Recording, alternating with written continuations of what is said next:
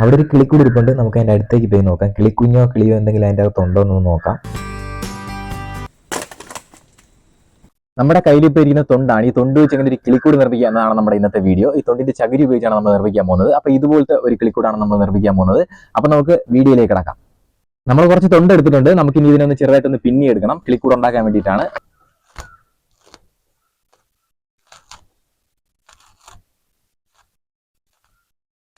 കിളിക്കൂട് നിർമ്മിക്കാൻ ആവശ്യമായ ചകിരി നമ്മൾ ഈ തൊണ്ടിൽ നിന്ന് പിന്നിയെടുക്കണം. നമുക്ക് ആവശ്യമുള്ള ചകിരി മാത്രം നമ്മൾ പിന്നിയെടുത്താൽ മതി.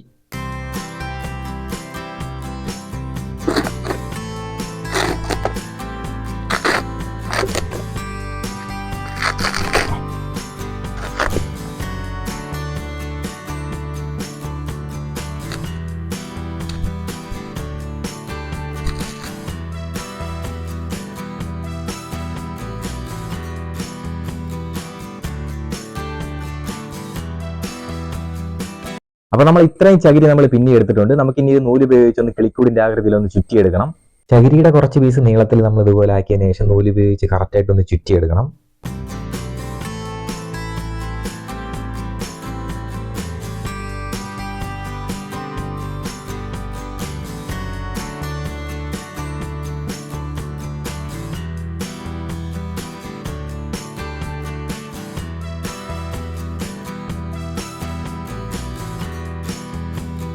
നമ്മളൊരു ബോൾ എടുത്തിട്ടുണ്ട്. ഈ ബോൾ വെച്ചിട്ട് നമുക്ക് ഇനി ചകിരി വെച്ച് ഫുള്ള് നമ്മളൊന്ന് കവർ ചെയ്ത് ചുറ്റിയെടുക്കണം. ഇതിന്റെ അകത്താണ് നമ്മൾ ഇനി കൂട് സെറ്റ് ചെയ്യാൻ പോകുന്നത്. നമ്മൾ ഈ ചുറ്റിയതിനു ശേഷം ഈ ബോൾ ഇളക്കി എടുക്കുന്നതായിരിക്കും. ഇതുപോലെ ബോൾ വെച്ചതിന് ശേഷം നമ്മൾ ഇതിന്റെ ചുറ്റും ചകിരി കൊണ്ടൊന്ന് പൊതിയണം. ആ ഫ്രണ്ട് വശം മാത്രം നമ്മൾ കുറച്ച് വിട്ടിട്ട് ബാക്കിയെല്ലാം ചകിരി വെച്ച് പൊതിഞ്ഞതിന് ശേഷം നൂല് ഉപയോഗിച്ച് നല്ലതുപോലെ ഒന്ന് ചുറ്റിയെടുക്കണം.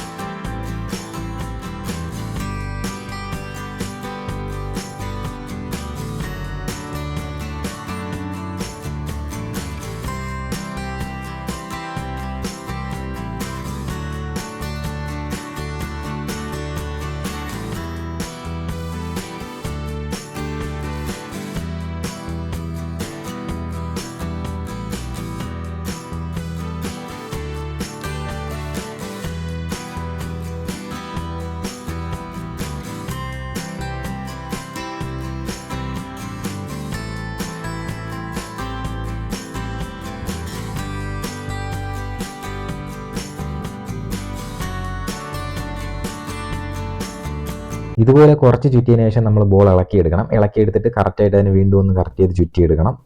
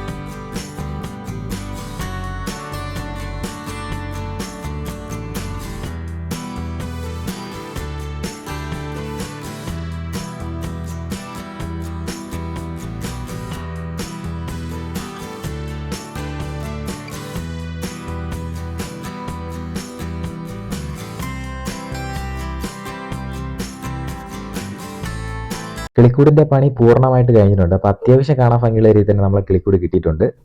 അപ്പോൾ നമ്മൾ പേപ്പർ കൊണ്ട് ചെറിയൊരു മുട്ട പോലെ നമ്മൾ ഉണ്ടാക്കി എടുത്തിട്ടുണ്ട്. നമുക്ക് ഇനി കിളിക്കൂടിലേക്ക് വെച്ച് കൊടുക്കാം. വെച്ചുകൊടുത്ത് നമുക്കൊന്ന് തൂക്കി നോക്കാം മരത്തിൽ എങ്ങനെയുണ്ടോ നമ്മളെ കിളിക്കൂട് കാണാൻ വേണ്ടിയിട്ട്.